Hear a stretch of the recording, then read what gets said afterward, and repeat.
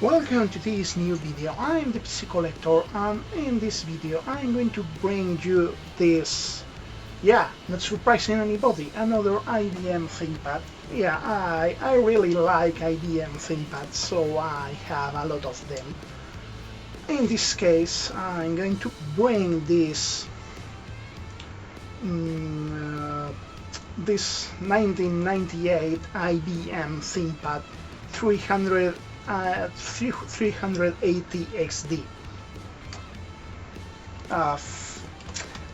A relatively low-end machine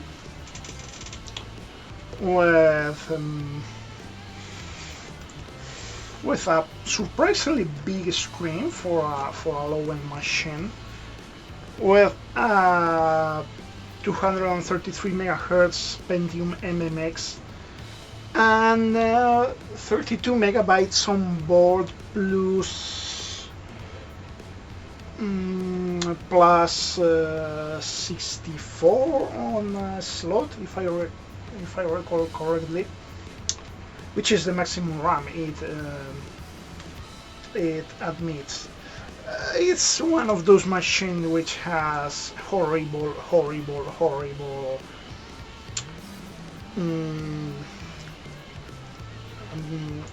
graphic cards. It has a Neo Magic graphic card, which is absolutely useless for pretty much everything.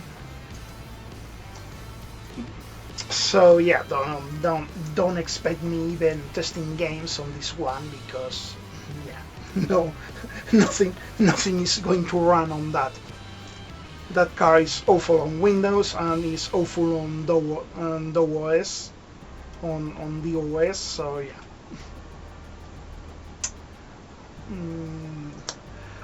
But the reason I want to specifically do this one is because of the unusual feature for a Pentium class machine, which is the USB port.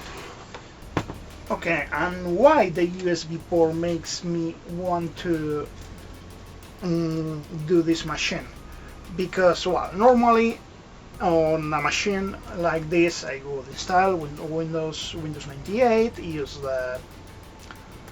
the external package to make the USB drives work, and yeah, it will be pretty much something which I have already done, and that probably I will do again in the future, but that's not the topic for today.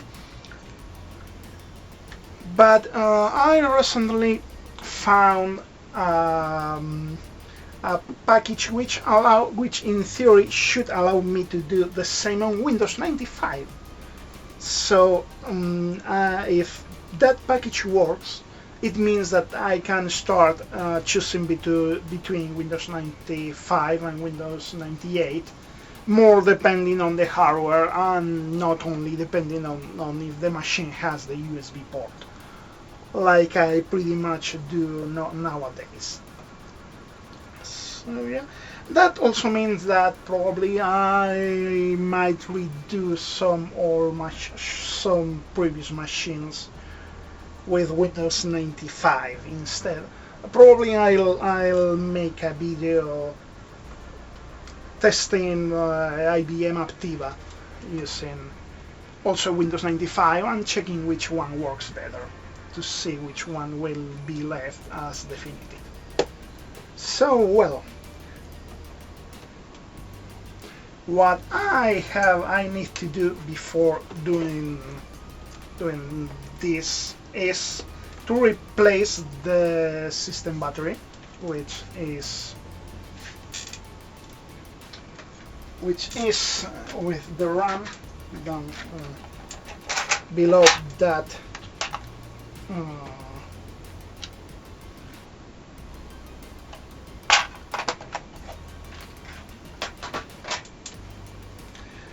that cover with the RAM. So, and it is a wired battery. So, well, according to the manual, it is supposed to be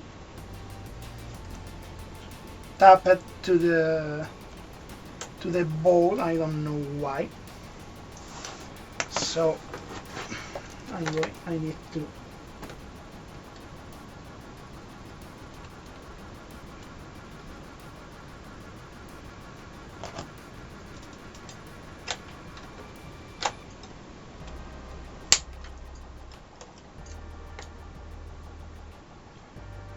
on today's episode of IBM making weird decisions, the taped battery. So well, this one is yeah, a wired battery, so I won't be showing it in the video.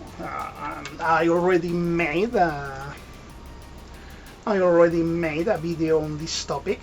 You can see here in the corner if you want to check it. I make it on a separate video because it's a common issue to find it on this kind of computers, but it can be solved easily.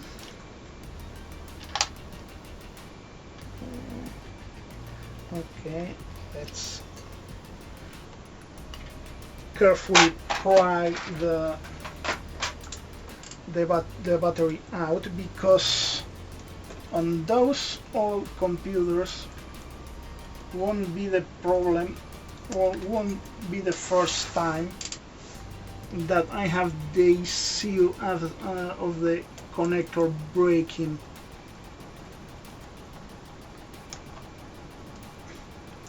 The one attached to the board breaking while prying the connector out. I suffer it on another of my laptops, which probably will feature a video relatively soon. Yes, CR 23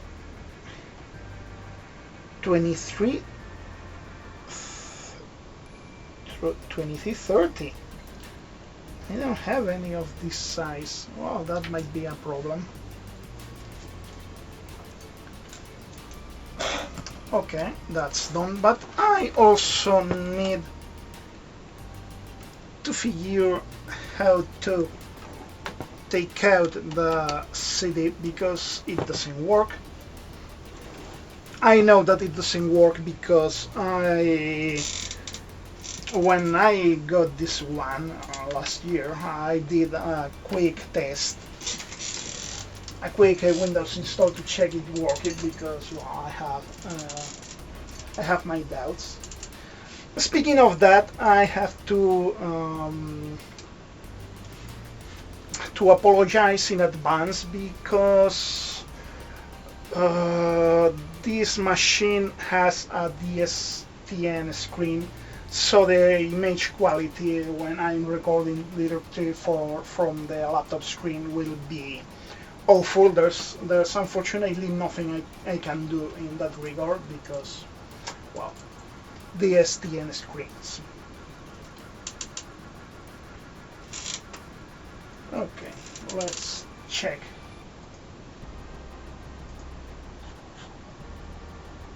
Okay, I have to remove the battery pack, and the battery pack is not required because it's well, I removed the actual battery and left only the case, so there won't be a hole in the computer, which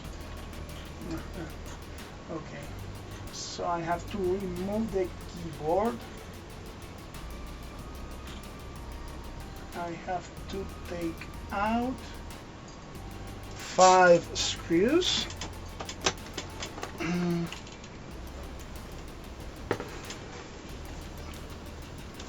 5? Oh yeah, there's one under the battery. So yeah, as you can see, the actual battery is not here. So yeah, no need to remove the battery has to be removed because one of the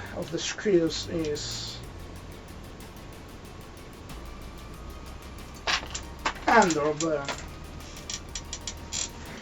the actual thing.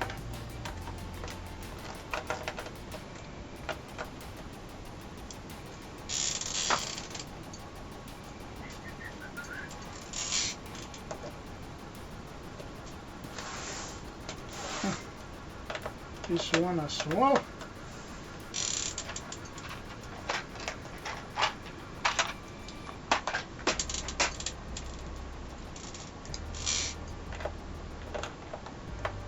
But what the hell?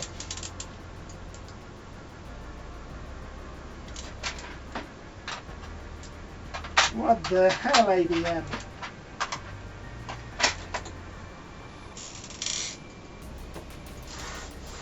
Okay, let's remove the rest of the screws and I'll take care of that one. And what the hell? I can reach that. I can reach most of the screws with this one. Okay, I'm back with a hopefully adequate screwdriver.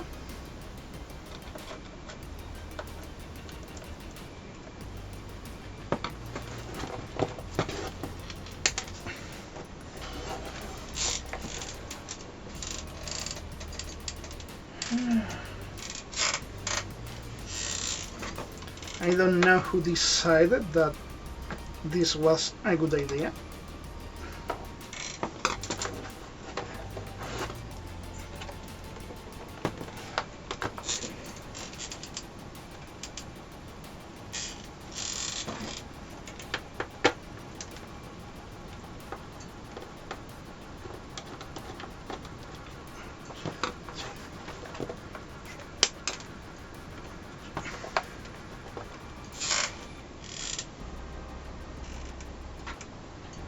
Okay.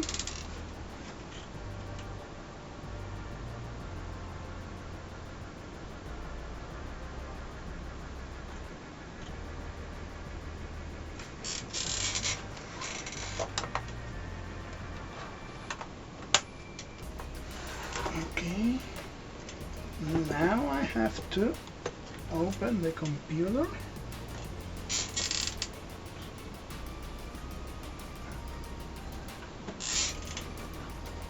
And this should come out. It should come out, but it doesn't.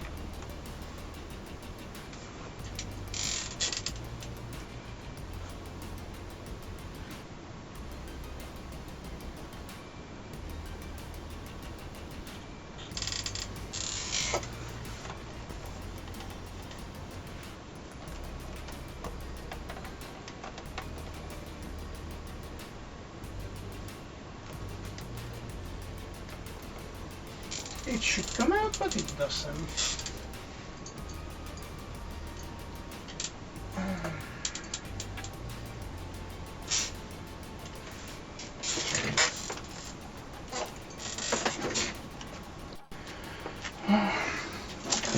I think I have to remove this.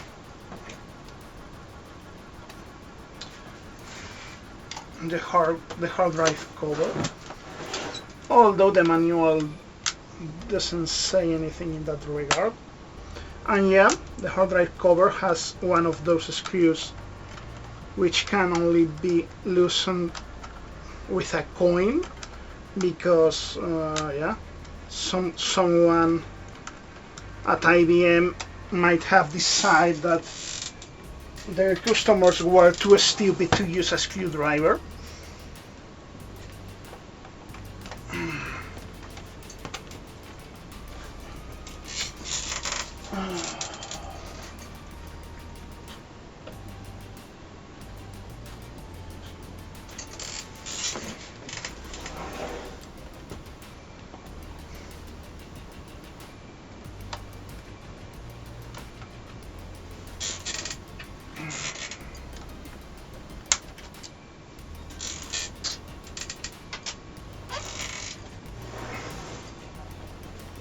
Well, since I have done that, I'm going to remove the hard drive already because I have to replace it.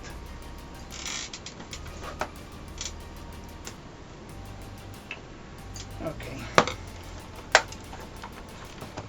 Now this should come out. I say this should come out.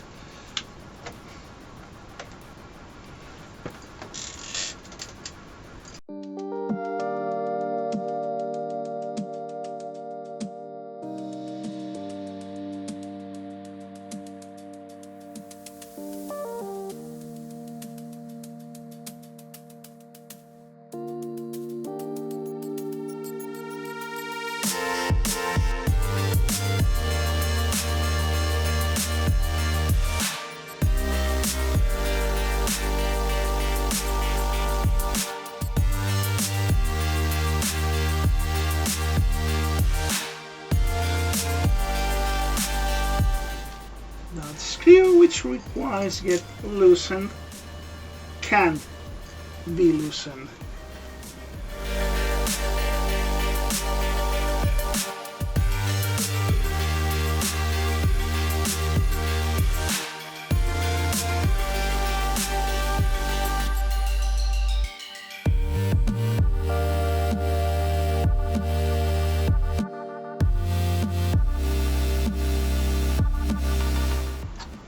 Well, I hope it can be removed without taking out that screw, because it's not possible to take it out.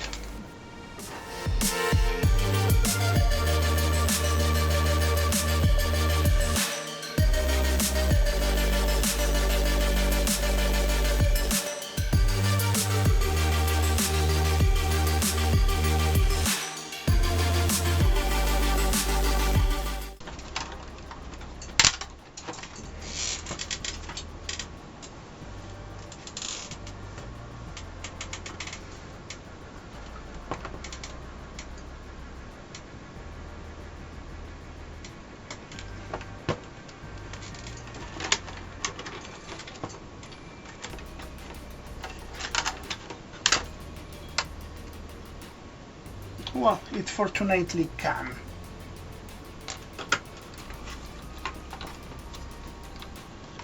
Okay.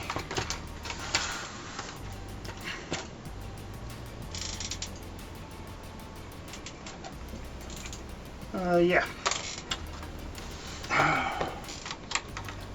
With a plastic.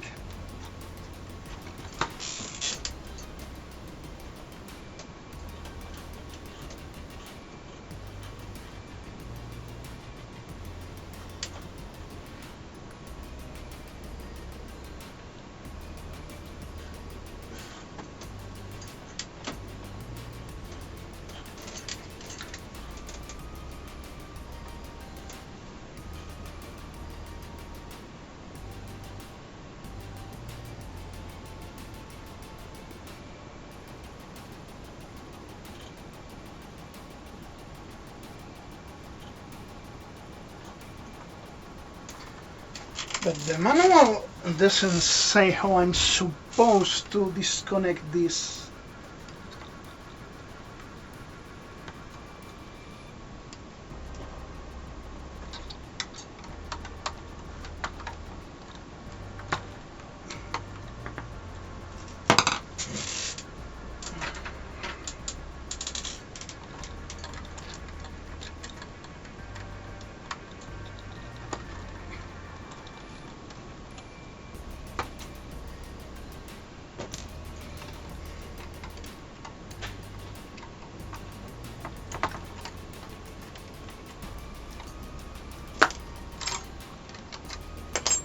Okay, nice.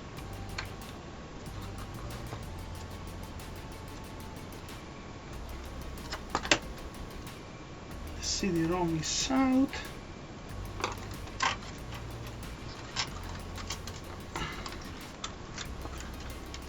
The floppy drive.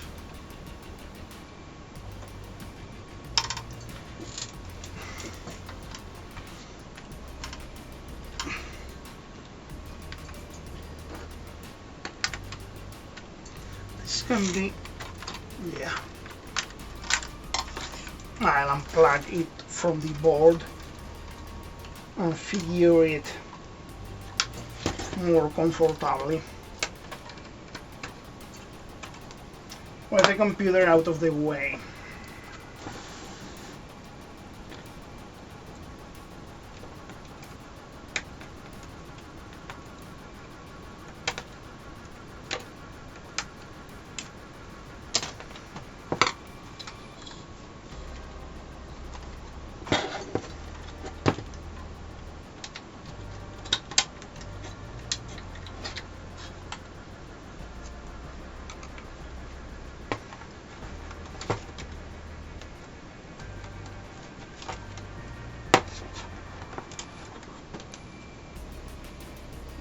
This got broken.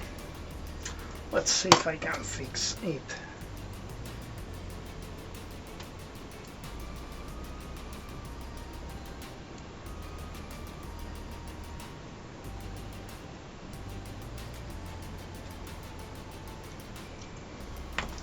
Old plastic, well, those things can happen.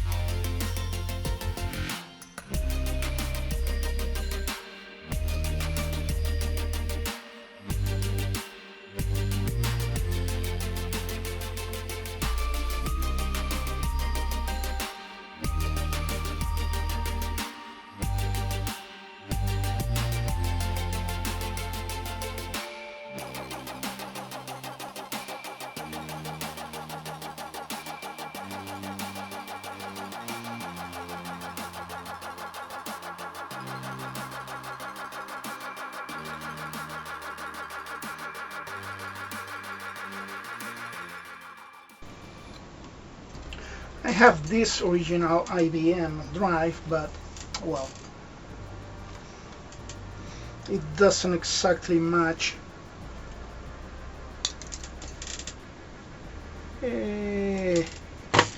No, don't fall to the ground.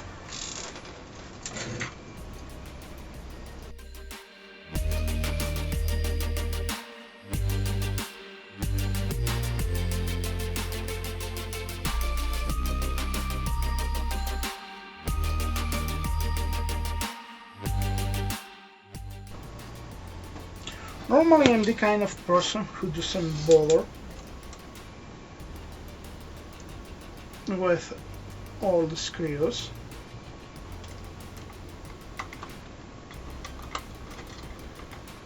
But given how it is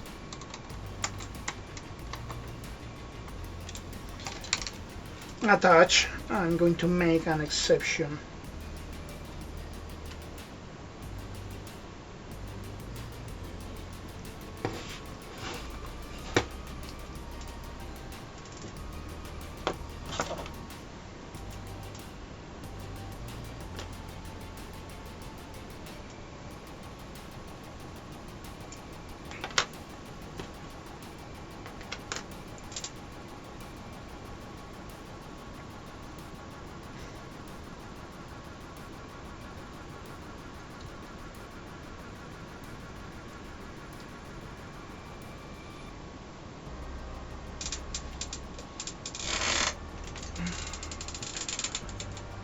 I think this is beyond repair.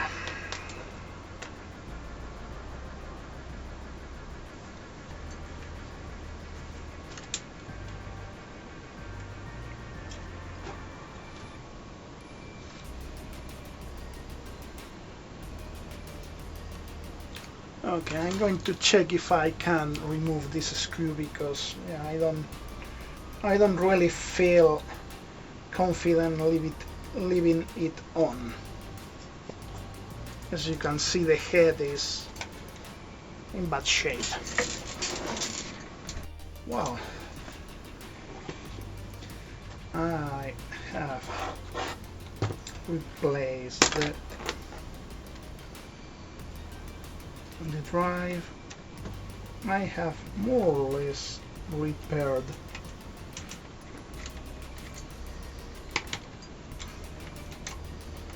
this plastic thing.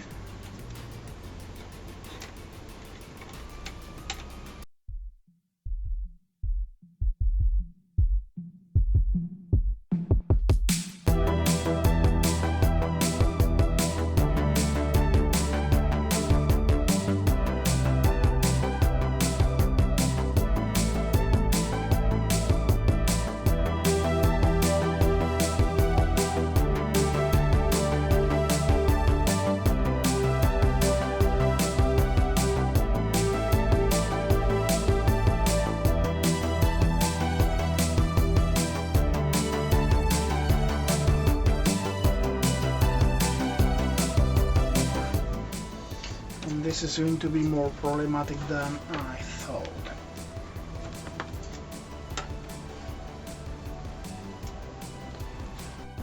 Okay, it's stupid. By twisting the plate itself, I've managed to loosen the screw enough to take it out. So yeah. So now this should fit.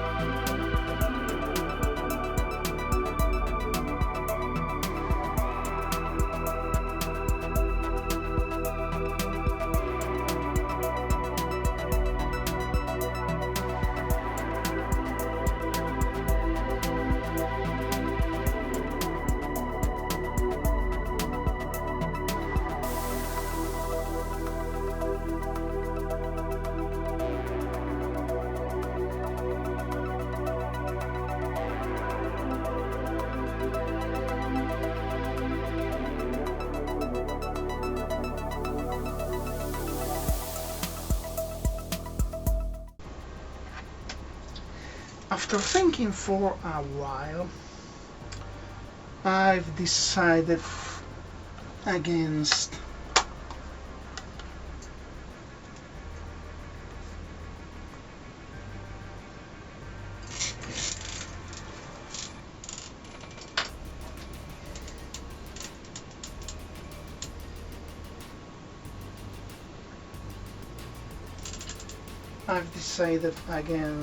using the usual M2 encasings.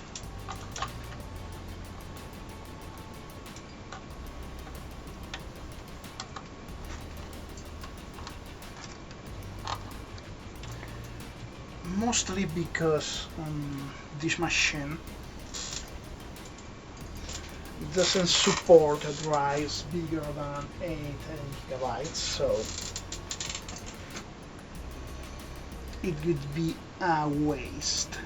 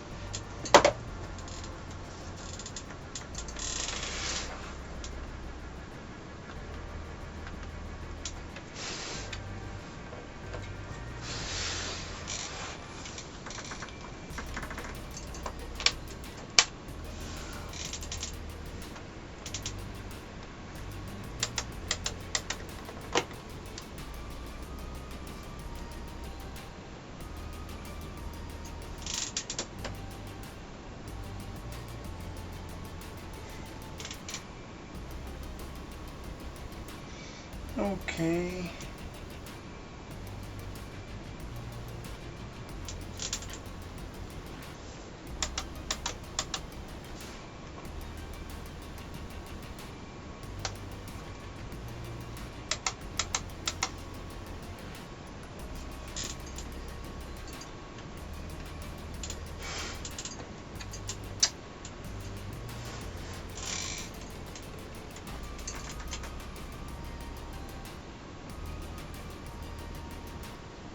Why doesn't it progress anymore?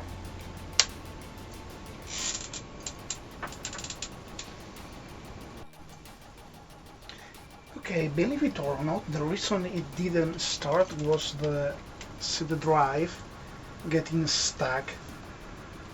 For some reason it was preventing it from booting. I don't know why, but it was the issue.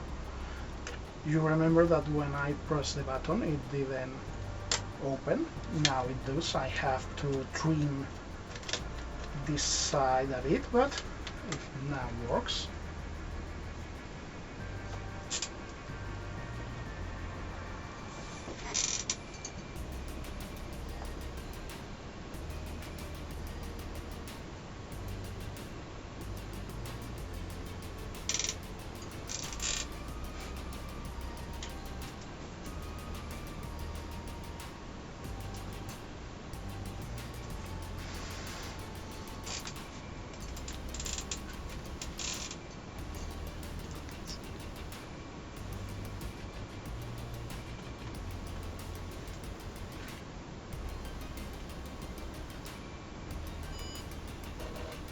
That's the floppy drive that it is complaining about it not having a an operating system.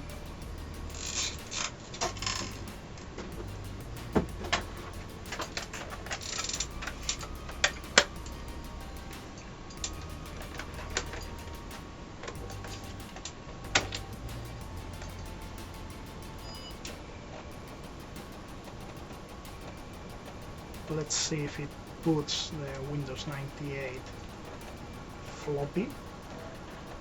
Yeah, it does.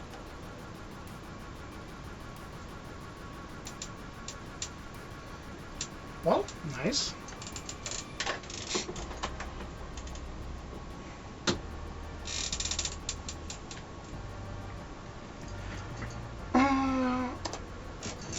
Just for the sake of it, I'm going to test the CD drive before it's taking too long to detect it. Oh, okay. It did.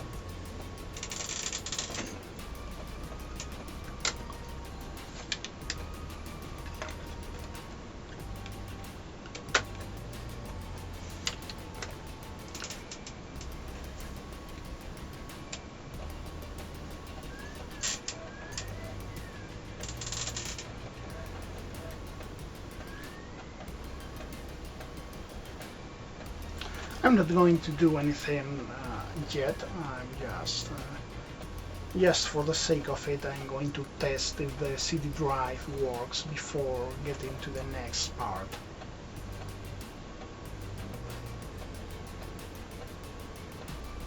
Yeah, it is complaining about the drive not being, the CD drive not being, not having format.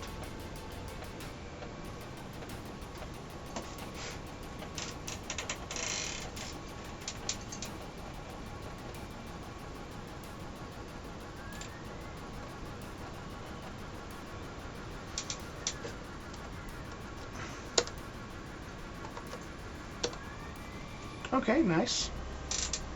The CD drive works. Excellent, so we can continue.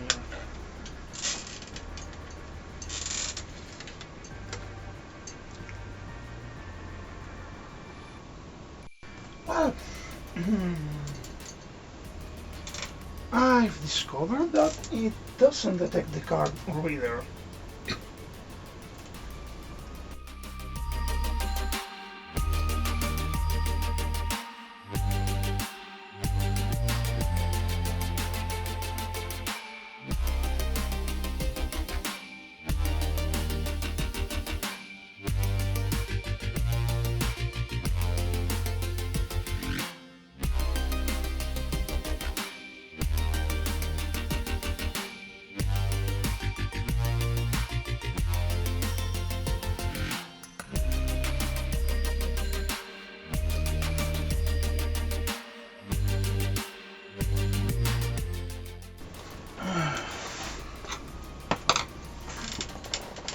Before closing it again, I'm going to check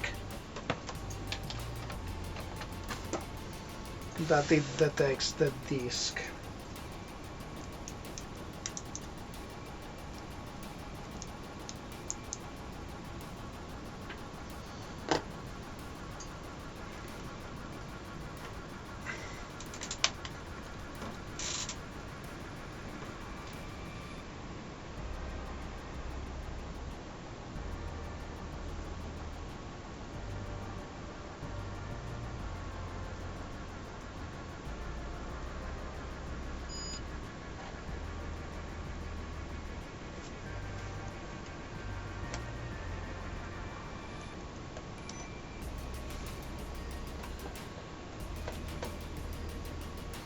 Yeah, it does. So it took so much time because it wasn't detecting the disk.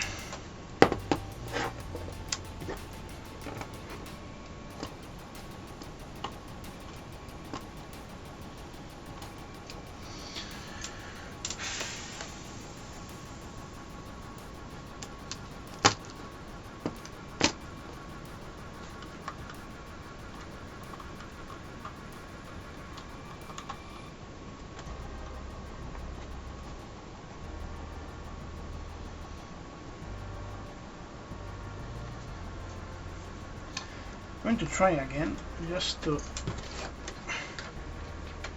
check that I didn't plug it wrong the first time.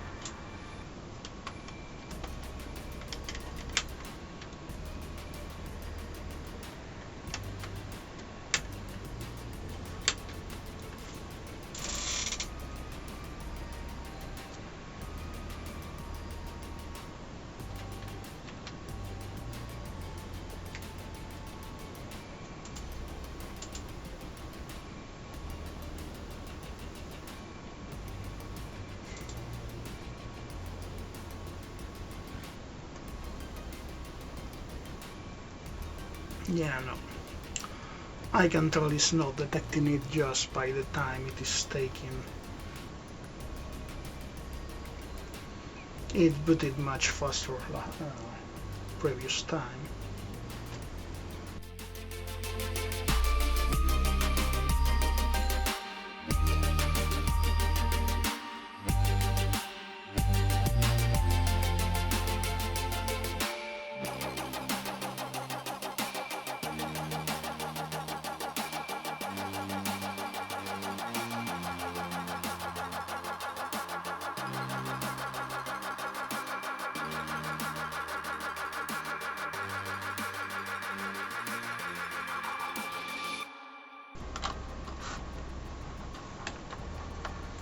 Just for the sake of it, I'm going to use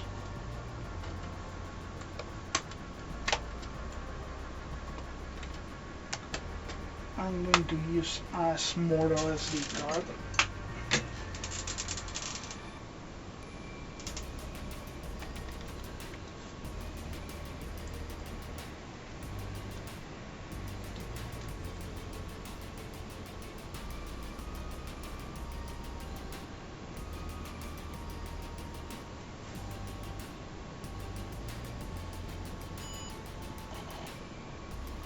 Okay. Okay, so the problem was the card is too big.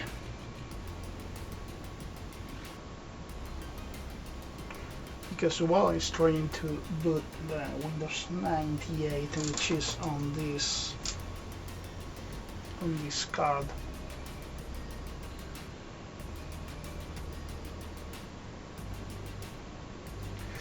Oh yeah, the card is the one from my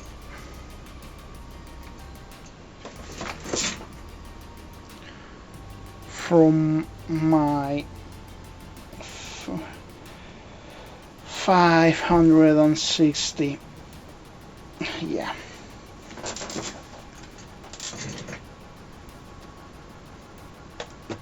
Yeah, no, I'm not interested. I'm not interested. Just shut down.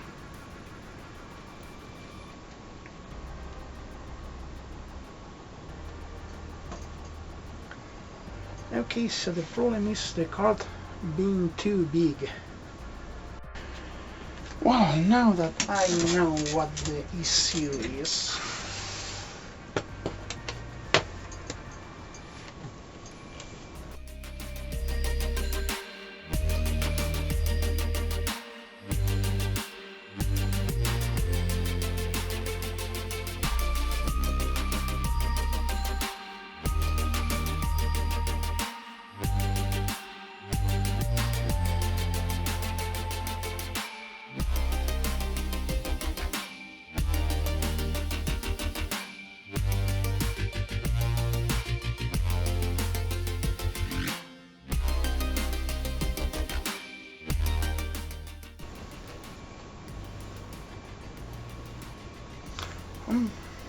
well, it should now be ready.